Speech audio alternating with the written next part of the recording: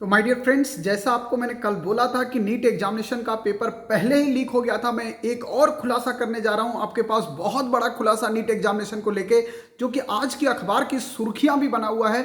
कल मैंने दो चीजें बताई थी कि एक जयपुर से पेपर लीक हुआ था, इसके अलावा मैंने आपको बताया था कि आपका बनारस का एक केस मैंने बताया था कि बनारस से एक लड़की को गिरफ्तार किया गया है जो बीएचयू की सेकेंड ईयर की छात्रा है।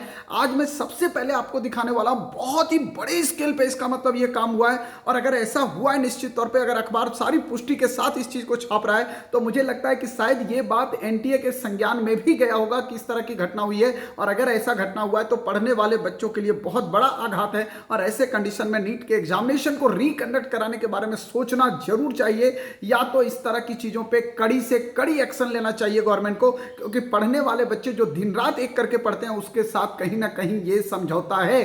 तो आज आपके साथ एक बड़ा खुलासा होने जा रहा है। जी हाँ, बिल्कुल बड़ा खुलासा। आप देख सकते हैं, ये आपके स्क्रीन पे मैं सबसे पहले दिखाऊंगा, उसके बाद मैं बात करूंगा यहाँ पे स्पष्ट तौर पे क्या लिखा हुआ है। आप इसको पढ़ सकते हैं। यहाँ पे स्पष्ट तौर पे यहाँ पे एक चीज लिखा गया है कि आपके पास परीक्षा के दौरान से मोबाइल से फोटो खींचकर सीकर भेजा गया पेपर। जी हाँ, राजस्थान में अब जयपुर के अलावा एक दूसरा शहर सीकर, सीकर भी राजस्थान में ही पड़ता है, पेपर का फोटो खींच के एग्जामिनेशन सेंटर से भेजा गया है बाहर। इसका मतलब एग्जामिनेशन सेंटर में निश्चित तौर पे फोटो खींचने की कुछ चीजें वहां पे मौजूद होंगी।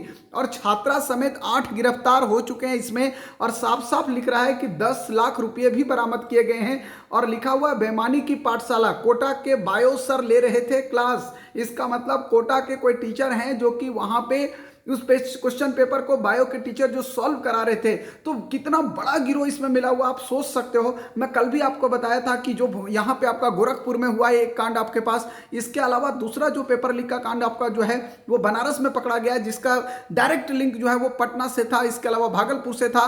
ये सारे न्यूज मैंने कल भी दिया था आपको। अब एक और बड़ा खुलासा निकल के आया। मतलब इस तरह की कितने घटनाएं नीट एग्जामिनेशन में हुई है आप सोच सकते हो। और अगर इस तरह की घटनाएं हुई हैं तो निश्चित तौर पर मैं समझता हूं कि पेपर को कैंसिल कर देना चाहिए और नए सिरे से एनटीए को पेपर कंडक्ट कराना चाहिए।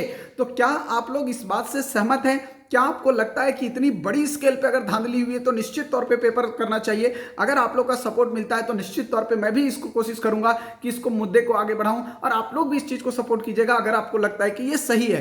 क्योंकि अगर थोड़ा बहुत होता तो हम सोचते कि शायद ये चीजें कंट्रोल में आ गई थी, एनटीए भी इस चीज को थोड़ा इग्नोर करता। लेकिन अगर इतने लार्ज स्केल पे ये चीज हुआ है तो मेरे हिसाब से बेटा आपको लगता है कि ये चीज कैंसिल होना चाहिए, तो आप जरूर बताइएगा। लिखा हुआ जयपुर में 6 मेडिकल छात्र, एक और खुलासा हो रहा है यहाँ पे, जयपुर में 6 मेडिकल छात्र 25-25 लाख रुपए लेकर दे रहे थे नीट। जी हाँ, 6 मेडिकल छात्र जो ऑलरेडी मेडिकल कॉलेज में पढ़ रहे थे, सेकंड ईयर में आ चुके थे, इस साल सेकंड ईयर मतलब लास्ट ईयर उन्होंने जो है वो नीट क्वालिफाई किया था, वो 25-25 लाख रुपए एक एक बच्चे के एग्जाम को लिख रहे थे। तो ये कितना बड़ा रिस्क उठा के मतलब एग्जामिनेशन किया गया है। ऐसा तो एक सेंटर पे पता चला होगा, न जाने पूरे इंडिया में ऐसी कितनी भी घटनाएं हुई होंगी। तो मैं उम्मीद करूंगा कि एनटीए इस पे जांच जरूर बैठाएगा, एनटीए की जांच कमेटी इस पे जरूर संज्ञान लेगी और एनटीए फाइनली इस पे कुछ ना कुछ डिसीजन लेके बच्चों के हित में ही डिसीजन लेगा। Thank you.